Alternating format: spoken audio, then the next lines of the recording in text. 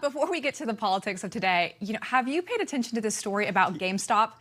It's been drama. Its stock surged yesterday and then started falling, apparently. This is all the talk in the finance world. But it wasn't just GameStop. It was other companies as well, like BlackBerry and AMC and Bed Bath & Beyond. Yeah, I never realized that this would be the company that would drive stock markets nuts. When it comes to politics, campaigns, how government operates, I like to think that, we know our stuff here. But I was trying to read up on this whole GameStop thing. And honestly, I'm not entirely sure how it all really went down without getting into the technicalities of how stocks are shorted and all that kind of stuff works, which, to be honest, is something that neither of us really is an expert on. I think what this thing really was about was sort of how big-time Wall Street investment firms had the tables turned on them, and they did not like it. No. These big brokerage firms, the machinery, the high-powered computer systems, all these savvy traders, they were all shoved aside, Lindsay, by an army of individual investors who kind of seized the power, driving the stock way up. So all these guys who had shorted it had to then go back in and buy it again. It kind of turned the pros on their heads, and it drove the street nuts. It almost became like a game into itself. I still haven't figured it all out yet. I've been trying to read up on it all day, and no one really saw this thing coming, and a lot of folks who didn't get in it seem rather jealous. And it seems like they had tried to rig the game and then came out on the losing end. But, as I was thinking about this and how it does relate to politics, the story's kind of part of an emerging theme. These powerful and elite folks just don't get it. For example, we've been talking about the impact on thousands of jobs by President Biden's executive orders, halting the Keystone Pipeline, rejoining the Paris climate deal, and this newest unveiling of the new Green New Deal. Yesterday, John Kerry, who's the former senator and Secretary of State, who also happens to be the husband of the heiress to the Heinz fortune, very of the people there. He is also now Biden's climate czar. He dismissed job losses from the Keystone Pipeline and some of these other executive actions and suggested that the government knows what's better for Americans than they do. Listen to him. The fastest growing job in the United States before COVID was solar power technician. The same people can do those jobs, but the choice of doing the solar power one now is a better choice. They've been fed the notion that somehow dealing with climate is coming at their expense. No, it's not.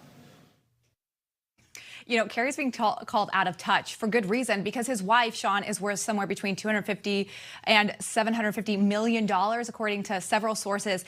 And even Arkansas Senator Tom Cotton called out Kerry in a tweet saying John Kerry, who flies in a private jet, owned a 76-foot yacht and several mansions, has the carbon footprint of a small nation, yet he tells energy workers that they can find a job and make solar panels when the Biden administration puts them out of work. Yeah, I'm sure that's easy just to get another job, once you literally lose one because you worked in some type of other energy source. Yeah, you just walk down the street, you go to the door that says solar and energy jobs and say, hey, I'd like to take one. And they say, absolutely, go right now. And there's no wait. That's how it works, right? I mean, I think that's what they think sometimes. Yeah, it's very simple. When you lose your job, you just go get another one equal pay, with the benefits and all that. They usually sometimes give you a bonus, too, if I got it right. But I want to switch subjects a little, stay on the same theme, though, of course, because according to a CNBC report, Joe Biden's brother, Frank, he dropped the president's name in an ad for a Florida law firm that he advises.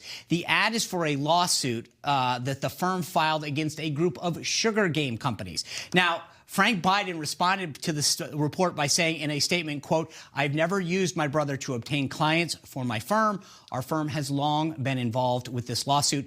Social justice is something I have been involved for years. Oh, yeah, sure. I mean, Biden's relative never flout their connection to the president except in ads that you're seeking business. The thing that's funny about this to me is that, that ad was out on Inauguration Day. Yes.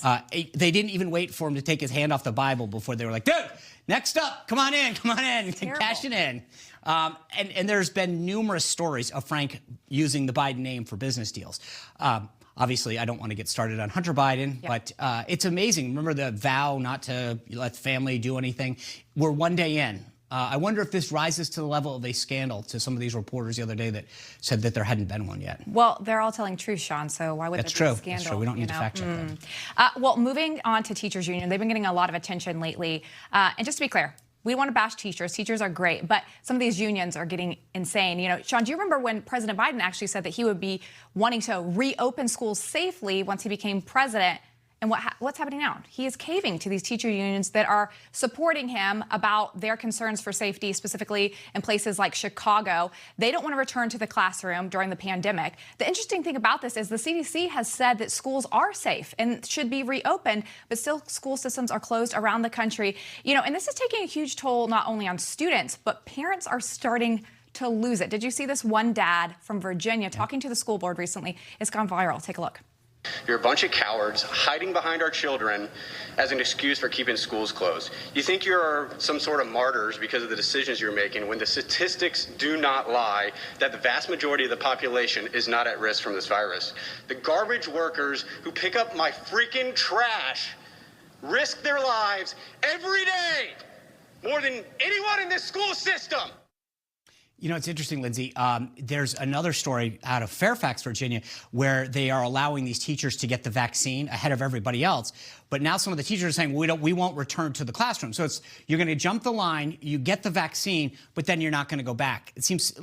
I don't get that. If you don't want to go back to the classroom, then don't take the vaccine. Yeah, don't jump the line. That's not fair at all. I do want to mention as well, Sean, tomorrow is March for Life. We're going to be talking about that later in the show. Such an important day, specifically on a day when Biden has revoked the Mexico City policy, which provides federal funding for nonprofits to provide abortion counseling and services around the world. This is something that President Reagan put in place and many presidents like Trump have allowed, and now he's revoking it. We're going to talk a lot about that later in the show. Yeah, the block coming up is great. There are three amazing leaders in the pro-life movement. They're going to walk us through what's going on with the March for Life and talk about these policies. Two other quick things, though, I want to get to. One, just a quick heads up. We had Jim Jordan on earlier this week. We asked him if he was going to run for Senate. He has just announced he's not going to run for the Senate in Ohio. That's a big development. But last, I got to get to this. PETA, the People for Ethical Treatment of Animals, who is actually, for what it's worth, piece of trivia here, technically labeled a domestic terrorism group. Well, they are taking woke to a whole new level. The group claims calling someone an animal implies that humans are superior to animals. And PETA says that's insulting to the animals. So they tweeted a chart of insults that perpetuate this.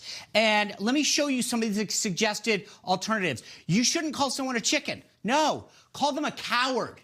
And if they lie to you, or if they talk to the cops, or they inform on you, you know, you're committing some kind of crime, do not call them a rat. Call them a snitch. It's insulting to rats to do that. Same thing with someone being a snake. Not anymore, folks. They're a jerk. Use the right word. And pig? No, no, no, folks. You call those people repulsive. Last but not least, if they're lazy, you call them lazy. Do not insult sloths, folks. This has gone too far. And by the way, I don't want to go here, but I'm going to give them a suggestion. Maybe they want to call out the president for using one of these terms. Take a listen. God love you, man. You're a one-horse pony, I tell you. One-horse pony. He's a one-horse pony. Remember, he also said that thing earlier last year on the campaign trail about pony soldiers. Yeah. Listen, I'm just going to say this now. Mr. President, I want to help you here. We've got to stop using that. That's an insult to ponies and soldiers. All these ponies that are in the Army serving, you know, honorably, it's an insult to the pony, sir. Stop using these insulting terms. No more calling things pony soldiers. It's got to end. We've got to make a commitment to do better. Everybody, please stop calling people rats. I mean, it's gone too far. Yeah. What has society become? Yeah, this is. We're going to try to make people better through the show, and hopefully you've learned something in this A block. All right. You just watched Newsmax TV, America's fastest growing cable news channel, now in more than 70 million homes. You can get Newsmax TV on your cable system or check your cable guide. And if your system doesn't carry Newsmax, call them, tell them you want Newsmax TV, because we're real news for real people.